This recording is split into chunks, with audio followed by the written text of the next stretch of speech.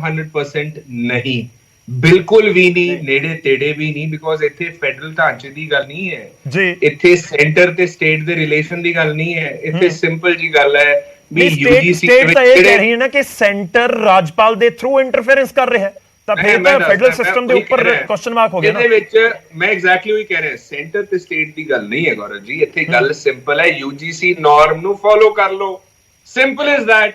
ਤੁਸੀਂ ਜੇ ਨਾਰਮ ਨੂੰ ਫੋਲੋ ਕਰ ਲਓਗੇ ਨਾ ਇਹ ਇਸ਼ੂ ਬਣੂਗਾ, ਨਾ ਤੁਹਾਨੂੰ ਇਹ ਡਿਬੇਟ। ਉਹ ਕਹਿ ਰਹੇ ਕਿ ਯੂਜੀਸੀ ਨਾਰਮਸ ਐਗਰੀਕਲਚਰ ਯੂਨੀਵਰਸਿਟੀ ਦੇ ਉੱਤੇ ਇੰਪਲੀਮੈਂਟ ਨਹੀਂ ਹੋ ਰਹੇ, ਪੈਨਲ ਵਾਲੇ ਮੈਂ ਹੁਣ ਦੱਸਦਾ ਯੂਨੀਵਰਸਿਟੀ ਗ੍ਰਾਂਟਸ ਕਮਿਸ਼ਨ ਦੇ ਨਾਰਮ ਦੀ ਉਲੰਘਣਾ ਨਹੀਂ ਹੋਈ। ਗਵਰਨਰ ਸਾਹਿਬ ਫਾਈਲ ਦੇਖ ਕੇ ਦੱਸਣ, ਤੁਸੀਂ ਇਹ ਕਹਿ ਰਹੇ ਹੋ ਪੈਨਲ ਭੇਜਣਾ ਜ਼ਰੂਰੀ ਨਹੀਂ ਹੁੰਦਾ ਨਾ, ਮੈਂ ਤਾਂ ਉਹੀ ਕਹਿ ਰਿਹਾ ਕਿ ਤੁਸੀਂ ਕਹਿ ਰਹੇ ਹੋ ਕਿ ਪੈਨਲ ਭੇਜਣਾ ਜ਼ਰੂਰੀ ਨਹੀਂ। ਵਾਅਦਾ ਰੱਖਿਆ ਕਰੋ। ਪਹਿਲੀ ਗੱਲ ਤਾਂ ਦੇਖੋ ਜੀ, ਇਹ ਰੂਟ ਆਫ ਆਲ ਪ੍ਰੋਬਲਮਸ ਹੈ, ਤੋਂ ਡਿਬੇਟ 'ਚ ਪਤਾ ਲੱਗ ਜਾਂਦਾ ਹੈ। ਇਹ ਪ੍ਰਾਈਵੇਟ ਯੂਨੀਵਰਸਿਟੀ ਨੂੰ ਸਰਕਾਰੀ ਯੂਨੀਵਰਸਿਟੀ ਨਾਲ ਕੰਪੇਅਰ ਕਰ ਰਹੇ ਸੀਗੇ, ਇਥੋਂ ਪਤਾ ਲੱਗ ਜਾਂਦਾ ਕਿ what's problem with Aam Aadmi Party. ਤੁਸੀਂ ਟ੍ਰੇਸ ਕਰ ਰਹੇ ਹੋ, ਮੈਂ ਨਹੀਂ ਕੰਪੇਅਰ ਕੀਤਾ, ਮੈਂ ਤੈਨੂੰ ਕਹਿ ਰਿਹਾ ਕਿਹੜੀ ਯੂਨੀਵਰਸਿਟੀ ਕਿਹੜੇ ਐਕਟ ਦੇ ਅਧੀਨ ਕੰਮ ਕਰਦੀ ਹੈ। ਜਿਹੜੀ ਟੀਮ ਸੀਐਮ ਸਾਹਿਬ ਨੂੰ ਐਡਵਾਈਸ ਕਰ ਰਹੀ ਹੈ, ਉਹ ਟੀਮ ਨਾਲ ਥੋੜੀ ਗੱਲਬਾਤ ਕਰਨ ਕਿ ਇਹ ਜਿਹੜੀਆਂ ਗਲਤੀਆਂ ਵਾਰ-ਵਾਰ ਕਿਉਂ ਹੋ ਰਹੀਆਂ। ਚਾਰ ਗੌਰਵ ਜੀ ਪ੍ਰੈਸੀਡੈਂਟਸ ਦੱਸਤੇ ਜਿੱਥੇ ਆਮ ਆਦਮੀ ਪਾਰਟੀ ਨੇ ਆਪਦੇ ਐਕਸਪੀਰੀਅੰਸ ਕਰਕੇ ਜਿਹੜੀਆਂ ਗਲਤੀਆਂ ਕੀਤੀਆਂ, ਇਹ ਜਗਤਾਈਆਂ ਕੀਤੀਆਂ।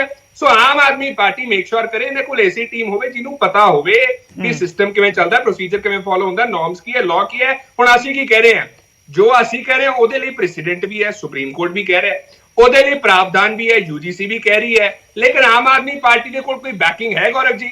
ਇਹ ਸਿਰਫ ਹਵਾਈ ਗੱਲ ਕਰ ਰਹੇ ਆ ਜੀ, ਅਸੀਂ ਐ ਕਰਨਾ ਜੀ, ਅਸੀਂ ਐ ਕਰਨਾ, ਤੁਸੀਂ ਪ੍ਰਾਵਧਾਨ ਤਾਂ ਦੱਸੋ। ਤੇ ਤੀਜੀ ਗੱਲ ਗੌਰਵ ਜੀ ਜ਼ਰੂਰੀ, ਆਮ ਆਦਮੀ ਪਾਰਟੀ ਕਹਿ ਰਹੀ ਹੈ ਪੋਲਿਟਿਕਸ ਕਰ ਰਹੀ ਹੈ, ਬੀਜੇਪੀ, ਅਕਾਲੀ ਦਲ ਤੇ ਕਾਂਗਰਸ ਪਾਰਟੀ, ਕੱਲੀ ਆਮ ਆਦਮੀ ਪਾਰਟੀ ਸੁੱਚੀ ਸੱਚੀ ਪਾਰਟੀ ਹੈ ਜੋ ਪੋਲਿਟਿਕਸ ਕਰਨਾ ਜਾਣਦੀ ਨਹੀਂ। ਇਹਨਾਂ ਨੂੰ ਇੱਕ ਸਿੰਪਲ ਜਿਹਾ ਸਵਾਲ ਪੁੱਛਿਆ ਸੀਗਾ ਵੀ ਤੁਸੀਂ ਅੱਗੇ ਕਰੋਗੇ ਕੀ? ਗੌਰਵ ਜੀ ਹੁਣ ਇੱਥੇ ਮਸਲਾ ਕੀ ਹੈ, ਇੱਥੇ ਇੱਕ ਬੇਸਿਕਲੀ ਜਿਹੜਾ ਹੈਗਾ ਬਲੌਕ ਹੋ ਗਿਆ ਇੱਥੇ ਰਸਤਾ, ਇਹਨੂੰ ਖੋਲਣਗੇ ਕਿਵੇਂ ਆਮ ਆਦਮੀ ਪਾਰਟੀ ਵਾਲੇ? ਅੱਗੇ ਕਰਨਗੇ ਕੀ? ਕੋਰਸ ਆਫ ਐਕਸ਼ਨ ਕੀ ਹੋਗਾ? ਕੋਰਟ ਜਾਓਗੇ ਤੁਸੀਂ, ਕੋਈ ਆਪਣਾ ਧਰਨਾ ਦੋਗੇ, ਕੀ ਕਰੋਗੇ? ਕਹਿੰਦੇ ਅਸੀਂ ਨਿਯੁਕਤੀ ਅਸੀਂ ਕੋਈ ਕੈਨਸਲ ਨਹੀਂ ਕੀਤੀ, ਗੋਸਨ ਸਾਹਿਬ ਰਹਿਣਗੇ ਵੀਸੀ। ਅੱਜ ਕੁਲਦੀਪ ਧਾਲੀਵਾਲ ਪ੍ਰੈਸ ਕਾਨਫਰੰਸ ਕਰਕੇ ਬਹੁਤ ਕਲੀਅਰ। ਮੈਂ ਇਹੀ ਗੱਲ ਦੱਸਦਾ ਵੀ ਐਮਐਲਏ ਨਹੀਂ ਵੱਡਾ ਹੁੰਦਾ, ਸੁਪਰੀਮ ਕੋਰਟ ਵੱਡਾ ਹੁੰਦਾ। ਵੈਸਟ ਬੰਗਾਲ ਦਾ ਮੈਂ ਉਦਾਹਰਨ ਦੇ ਰਿਹਾ ਤੁਹਾਨੂੰ। ਵੈਸਟ ਬੰਗਾਲ ਦੇ ਵਿੱਚ ਐਸੀ ਹੀ ਚੀਜ਼ ਹੋਈ ਸੀ, ਵੀਸੀ ਦੀ ਅਪਾਇੰਟਮੈਂਟ ਹੋ ਗਈ ਸੀ ਚਾਂਸਲਰ ਦੀ ਰਜ਼ਾਮੰਦੀ ਤੋਂ ਬਗੈਰ।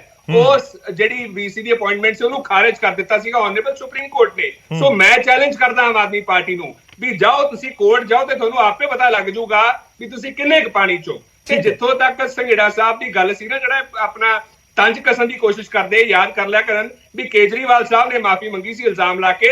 ਯੂ ਟਰਨ ਲੈਣ ਦੀ ਆਮ ਆਦਮੀ ਪਾਰਟੀ ਦੀ ਆਦਤ ਹੈ, ਸਾਡੀ ਆਦਤ ਨਹੀਂ ਹੈ।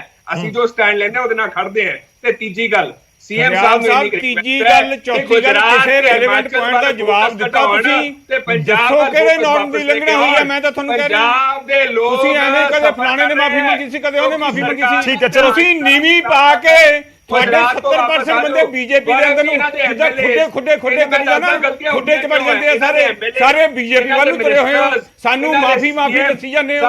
ਤੁਹਾਡਾ ਸਾਰਾ ਹੀ ਤਾਂ ਨਿਕਲ ਗਈ ਹੈ ਯਾਰ ਤੁਹਾਡੀ ਪਾਰਟੀ ਨੂੰ। ਖੜਿਆਲ ਸਾਹਿਬ ਤੁਹਾਡੀ ਪਾਰਟੀ ਨੂੰ ਬੀਜੇਪੀ ਨਿਕਲ ਗਈ ਆ। ਸਾਡੇ ਰਾਸ਼ਟਰੀ ਕਾਨੂੰਨ ਬਾਰੇ ਆਪ ਸ਼ਬਦ ਨਹੀਂ ਯੂਜ਼ ਕਰਨੇ। ਮੈਂ ਤੁਹਾਨੂੰ ਖਬਰਦਾਰ ਕਰਦਾ, ਬਿਲਕੁਲ ਮਿਨਿਸਟਰ ਹੋ ਰਿਹਾ ਗੁਜਰਾਤ ਦੇ ਵਿੱਚ, ਤੁਸੀਂ ਗਲਤ ਬੋਲ ਰਹੇ ਹੋ। ਪੰਜਾਬ ਦੇ ਵਿੱਚ ਇੱਕ ਸੈਕਿੰਡ ਕਲੇਰ ਸਾਹਿਬ ਬਹੁਤ ਦੇਰ ਦੇ ਇੰਤਜ਼ਾਰ ਕਰ ਰਹੇ ਆ। ਖੜਿਆਲ ਜੀ ਥੋੜੇ ਟਾਈਮ ਦਿਓ, ਤੁਹਾਡੇ ਪੁਆਇੰਟ ਆ ਗਿਆ। ਮੈਂ ਉਸੇ ਪੁਆਇੰਟ ਦੇ ਉੱਤੇ ਆਉਣਾ ਸੀ ਕਿ ਇਸ ਤੋਂ ਬਾਅਦ ਕੀ ਹੁਣ ਆਮ ਆਦਮੀ ਪਾਰਟੀ ਦੀ ਸਰਕਾਰ ਕਰੇਗੀ ਕੀ। ਪਰ ਕਲੇਰ ਸਾਹਿਬ ਸੰਘੀ ਢਾਂਚੇ ਦਾ ਜ਼ਿਕਰ ਹੋ ਰਿਹਾ, ਤੁਸੀਂ ਬਹੁਤ ਮੁਦਈ ਰਹੇ ਹੋ ਔਰ ਖਾਸ ਤੌਰ ਤੇ ਖੇਤਰੀ ਪਾਰਟੀਆਂ ਦੇ ਵਿੱਚੋਂ ਇੱਕ ਸ਼੍ਰੋਮਣੀ ਅਕਾਲੀ ਦਲ ਲਗਾਤਾਰ ਜ਼ਿਕਰ ਕਰਦੀ ਰਹੀ ਹੈ ਕਿ ਫੈਡਰਲ ਸਿਸਟਮ ਹੈ, ਫੈਡਰਲ ਸਿਸਟਮ ਦੇ ਅਗੇਂਸਟ ਹੈ। ਤਾਂ ਫਿਰ ਹੁਣ ਵੱਖਰਾ ਸਟੈਂਡ ਕਿਉਂ ਹੈ ਜਿਹੜੀ ਮੌਜੂਦਾ ਸਰਕਾਰ ਕਹਿ ਰਹੀ ਹੈ? ਗੌਰਵ ਜੀ, ਸਭ ਤੋਂ ਪਹਿਲਾਂ ਤਾਂ ਮੈਂ ਇੱਕ ਚੀਜ਼ ਜ਼ਰੂਰ ਕਹਿਣੀ ਚਾਹੂੰ। ਤੁਸੀਂ ਥੋੜੀ ਦੇਰ ਪਹਿਲਾਂ ਕਿਹਾ ਕਿ ਕਾਂਗਰਸ ਫੈਡਰਲ ਸਟਰਕਚਰ ਦੀ ਬਹੁਤ ਵੱਡੀ ਮਦਈ ਰਹੀ ਹੈ। ਨਹੀਂ, ਇਹ ਗਲਤ ਹੈ। ਦੇਸ਼ ਦੇ ਵਿੱਚ ਫੈਡਰਲ ਸਟਰਕਚਰ ਤੇ ਹਮਲਾ ਸ਼ੁਰੂ ਕਰਨ ਵਾਲੀ ਤੇ ਬਹੁਤ ਗੰਭੀਰ ਹਮਲਾ ਕਰਨ ਵਾਲੀ ਕਾਂਗਰਸ ਹੈ। ਦੇਖੋ, ਮੈਂ ਆਪਣੇ ਸ਼ਬਦਾਂ ਨੂੰ ਹੋਰ ਦਰਸਤ ਕਰ ਦਵਾਂ।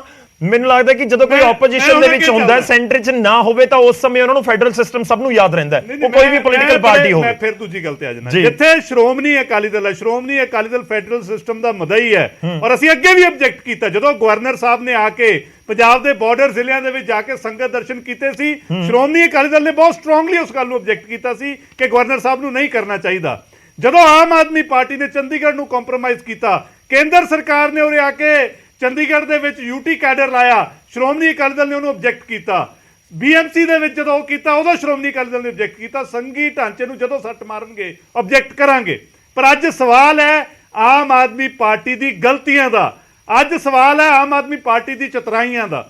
ਦੇਖੋ ਬੜਾ ਸਪਸ਼ਟ ਹੈ ਕਿ ਗਵਰਨਰ ਸਾਹਿਬ ਚਾਂਸਲਰ ਨੇ, ਚਾਂਸਲਰ ਦੇ ਕੋਲੇ ਇੱਕ ਪ੍ਰੋਸੀਜਰ ਦੇ ਥਰੂ ਫਾਈਲ ਜਾਣੀ ਚਾਹੀਦੀ ਹੈ। ਨਹੀਂ ਦੇਖੋ ਸੰਘੇੜਾ ਸਾਹਿਬ ਬਾਰ-ਬਾਰ ਨਹੀਂ ਕਲੀਅਰ ਜੀ, ਸੰਘੇੜਾ ਜਵਾਬਦੇਹੀ ਸਰਕਾਰ ਦੀ ਹੈ। ਸੰਘੇੜਾ ਸਾਹਿਬ ਬਾਰ-ਬਾਰ ਇੱਕੋ ਗੱਲ ਕਹਿ ਰਹੇ ਨੇ, ਕਹਿੰਦੇ ਦੱਸੋ ਕਿਹੜੇ ਨੋਰਮਸ ਨੇ, ਕਿਹੜੀ ਜਿਹੜੀ ਕਾਨੂੰਨੀ ਪ੍ਰਕਿਰਿਆ ਸੀ ਅਸੀਂ ਇਸ ਨੂੰ ਫੋਲੋ ਨਹੀਂ ਕੀਤਾ, ਕਿ ਦੱਸ ਦਿਓ ਸਾਨੂੰ ਕਿ ਜਿੱਥੇ ਅਸੀਂ ਗਲਤ ਸੀ। ਕਿ ਰਾਜਪਾਲ ਸਾਹਿਬ ਨੇ ਤਾਂ ਫਾਈਲ ਨਹੀਂ ਪੜ੍ਹੀ, ਬਿਨਾਂ ਫਾਈਲ ਪੜ੍ਹੀ ਕਹਿ ਦਿੱਤਾ ਕਿ VC ਦੀ ਨਿਯੁਕਤੀ ਤੁਸੀਂ ਰੱਦ ਕਰੋ। ਦੇਖੋ ਸੰਘੇੜਾ ਸਾਹਿਬ ਹਰ ਇੱਕ ਚੀਜ਼ ਨੂੰ ਸਮਝਦੇ ਨੇ। ਜਦੋਂ CM ਵੀ ਸਹੁੰ ਚੱਕਦੇ ਉਹ ਵੀ ਗਵਰਨਰ ਸਾਹਿਬ ਚੁਕਾਉਂਦੇ ਨੇ, ਮੰਤਰੀਆਂ ਦੀ ਲਿਸਟ ਵੀ ਗਵਰਨਰ ਸਾਹਿਬ ਕੋਲ ਜਾਂਦੀ ਉਹੀ ਸਹੁੰ ਚੁਕਾਉਂਦੇ ਨੇ, ਐਡਵੋਕੇਟ ਜਨਰਲ ਦੀ ਅਪਾਇੰਟਮੈਂਟ ਵੀ ਗਵਰਨਰ ਸਾਹਿਬ, ਸਰਕਾਰ ਰਿਕਮੈਂਡਿੰਗ ਅਥਾਰਟੀ ਹੈ, ਗਵਰਨਰ ਸਾਹਿਬ ਕਰਦੇ ਨੇ।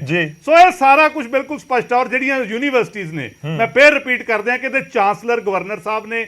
ਅਗਰ ਗਵਰਨਰ ਸਾਹਿਬ ਨੂੰ ਸੁਪਰਸੀਡ ਕਰਕੇ ਬਿਨਾਂ ਪੈਨਲ ਭੇਜੇ ਇਸ ਤਰੀਕੇ ਦੇ ਨਾਲ ਅਪਾਇੰਟਮੈਂਟ ਹੋਣਗੀਆਂ, ਪਹਿਲਾਂ ਡਾਕਟਰ ਵੌਂਡਰ ਦੀ, ਇੱਕ ਐਡੇ ਜਿਹੜੇ ਸੀਨੀਅਰ ਡਾਕਟਰ ਹੋਣ ਉਹਨਾਂ ਦੀ ਫਜ਼ੀਅਤ ਸਰਕਾਰ ਨੇ ਕਰਵਾਈ, ਹੁਣ ਗੋਸਲ ਸਾਹਿਬ ਜਿਹੜੇ ਐਡੇ ਸਤਿਕਾਰਤ ਸਾਇੰਟਿਸਟ ਨੇ ਇਹਨਾਂ ਦੀ ਫਜ਼ੀਅਤ ਇਹਨਾਂ ਦੀ ਮਾੜੀ ਰਾਜਨੀਤੀ ਕਰਕੇ ਹੋਈ ਹੈ। ਤਾਂ ਮੈਨੂੰ ਲੱਗਦਾ ਪਹਿਲਾਂ ਤਾਂ ਇਹਨਾਂ ਨੂੰ ਉਹ ਸ਼ਖਸੀਅਤਾਂ ਤੋਂ ਮਾਫੀ ਮੰਗਣੀ ਚਾਹੀਦੀ ਹੈ। ਔਰ ਦੂਸਰਾ ਮੈਂ ਫੇਰ ਦੁਬਾਰਾ ਕਹਿਣਾ ਚਾਹੁੰਦਾ ਕਿ ਬਹੁਤ ਤਰ੍ਹਾਂ ਦੀ ਰਾਜਨੀਤਿਕ ਲੜਾਈ ਹੁੰਦੀ ਹੈ ਸੂਬੇ ਤੇ ਕੇਂਦਰ ਸਰਕਾਰਾਂ ਦੇ ਵਿੱਚ। ਸ਼੍ਰੋਮਣੀ ਅਕਾਲੀ ਦਲ ਨੇ ਆਪਣੇ ਪਿੰਡੇ ਤੇ ਹੰਡਾਈ ਹੈ, ਐਮਰਜੈਂਸੀ ਦਾ ਦੌਰ ਹੰਡਾਇਆ, ਸਰਕਾਰਾਂ ਤੋੜੀਆਂ ਨੇ। ਪਰ ਇਹ ਜਿਹੜੇ ਐਸੇ ਮਸਲੇ ਨੇ ਜਿਹੜੇ ਕਿ ਇੱਕ ਪ੍ਰੋਸੀਜਰ ਦੇ ਤਹਿਤ ਨੇ, ਇਹਦੇ ਗਵਰਨਰ ਸਾਹਿਬ ਨਾਲ ਕਨਫਲਿਕਟ ਖੜਾ ਕਰਨਾ ਇਹ ਸੂਬੇ ਦਾ ਨੁਕਸਾਨ ਹੈ। ਇਹ ਬਹੁਤ ਛੋਟੇ ਕਨਫਲਿਕਟ ਆਪਣੀ ਇੱਕ ਸਵਾਰਥੀ ਰਾਜਨੀਤੀ ਕਰਕੇ ਆਮ ਆਦਮੀ ਪਾਰਟੀ ਕਰ ਰਹੀ ਹੈ। ਇਹਨਾਂ ਨੂੰ ਐਡੇ ਛੋਟੇ ਕਨਫਲਿਕਟ ਸਮਾਂ ਆਪਣੀ ਕੋਲ ਗੌਰਵ ਜੀ ਮੈਨੂੰ 5 ਸੈਕਿੰਡ ਦਿਓ, 5 ਸੈਕਿੰਡ ਦਿਓ, ਮੈਂ ਜਵਾਬ ਦੇਣਾ। ਸੰਘੇੜਾ ਸਾਹਿਬ ਇੱਕ ਛੋਟਾ ਜਿਹਾ ਰਿਐਕਸ਼ਨ ਲੈ ਲਓ ਇੱਕ ਵਾਰੀ ਖੜਿਆਲ ਸਾਹਿਬ। ਬਾਦਲ ਸਾਹਿਬ ਦਾ ਟਵੀਟ ਸੰਘੇੜਾ ਜੀ, ਟਵਿਸਟਰ ਬਣ ਗਿਆ, ਇਹਨਾਂ ਦਾ ਟਵੀਟ ਟਵਿਸਟਰ ਬਣ ਗਿਆ। ਸੰਘੇੜਾ ਸਾਹਿਬ 5 ਸੈਕਿੰਡ ਦਿਓ ਮੈਨੂੰ, ਮੈਂ ਸੰਘੇੜਾ ਸਾਹਿਬ ਇੱਕ ਵਾਰੀ ਸੋਲੋ ਪੁਆਇੰਟ ਐਡ ਕਰ ਲਿਓ, ਇਕੱਠੇ ਜਵਾਬ ਦੇ ਦਿਓ ਤੁਸੀਂ। ਖੜਿਆਲ ਜੀ ਥੈਂਕ ਯੂ ਜੀ। ਮੈਂ ਇਹ ਗੱਲ ਕਹਿ ਰਿਹਾ ਹਾਂ, ਹੁਣ ਮੈਂ ਕਲੇਰ ਸਾਹਿਬ ਦੀ ਗੱਲ 'ਚ ਇੰਟਰਪਟ ਨਹੀਂ ਕੀਤਾ, ਇਹ ਸੁਣ ਲੈਣ ਇੱਕ ਗੱਲ ਨੂੰ। ਸਵੇਰ ਤੱਕ ਸ਼੍ਰੋਮਣੀ ਅਕਾਲੀ ਦਲ ਦਾ ਸਟੈਂਡ ਸੀਗਾ ਕਿ ਆਮ ਆਦਮੀ ਪਾਰਟੀ ਠੀਕ ਹੈ, ਗਵਰਨਰ ਸਾਹਿਬ ਗਲਤ ਹੈ। ਸ਼ਾਮ ਹੋਈ ਤੇ ਸਟੈਂਡ ਵੀ ਉਵੇਂ ਹੀ ਬਦਲ ਗਿਆ, ਪਲਟੀ ਗਿਆ, ਬਿਲਕੁਲ ਹੀ ਦਿਨ ਤੋਂ ਰਾਤ ਹੀ ਹੋ ਗਿਆ ਸਟੈਂਡ। ਤੇ ਪਹਿਲੀ ਦਫਾ ਨਹੀਂ ਹੋਇਆ। ਮੈਂ ਨਾ ਫੇਰ ਖੜਿਆਲ ਸਾਹਿਬ ਨੂੰ ਕਹਿ ਦਿਆਂ ਕਿ ਮੈਂ ਡਿਬੇਟ ਹੀ ਉੱਥੋਂ ਸ਼ੁਰੂ ਕੀਤੀ ਹੈ ਕਿ ਟੀਮ ਨੇ ਉਹ ਟਵੀਟ ਨੂੰ ਇੱਕ ਗਲਤ ਤਰੀਕੇ ਦੇ ਨਾਲ ਪੇਸ਼ ਕੀਤਾ। ਸ਼੍ਰੋਮਣੀ ਅਕਾਲੀ ਦਲ ਫੈਡਰਲਿਜ਼ਮ ਦਾ ਮਦਈ ਹੈ। ਸ਼੍ਰੋਮਣੀ ਅਕਾਲੀ ਦਲ ਸਟੇਟ ਦੇ ਵਿੱਚ ਜਿਹੜੀ ਕੇਂਦਰ ਤੇ ਡਿਬੇਟ ਕਰਕੇ ਗਏ ਬੇਲੋੜੀ ਦਖਲਅੰਦਾਜ਼ੀ ਹੈ, ਉਹਦਾ ਵਿਰੋਧ ਕਰਦੇ ਹਾਂ। ਠੀਕ ਹੈ, ਇੱਕ ਕਰਕੇ ਸਭ ਲੋਕਾਂ ਨੂੰ ਸਮਝ ਆਵੇ। ਠੀਕ ਹੈ ਖੜਿਆਲ ਸਾਹਿਬ, ਹੋਪਫੁਲੀ ਤੁਹਾਡਾ ਪੁਆਇੰਟ ਆ ਗਿਆ। ਰਿਐਕਟ ਕਰ ਲੈਣ ਦਿਓ ਕਲੇਰ ਜੀ। ਖੜਿਆਲ ਜੀ, ਮੈਂ ਲੱਦਰ ਸਾਹਿਬ ਆ ਰਿਹਾ ਤੁਹਾਡੇ ਕੋਲ, ਪਲੀਜ਼ ਥੋੜਾ ਟਾਈਮ ਦਿਓ। ਹੋਪਫੁਲੀ ਖੜਿਆਲ ਜੀ ਤੁਸੀਂ ਆਪਣੀ ਗੱਲ ਰੱਖ ਲਈ ਹੋਏਗੀ। ਸੰਘੇੜਾ ਸਾਹਿਬ ਸੁਣਦੇ ਆਪਾਂ ਸੰਘੇੜਾ ਸਾਹਿਬ ਦੀ ਗੱਲ ਨੂੰ।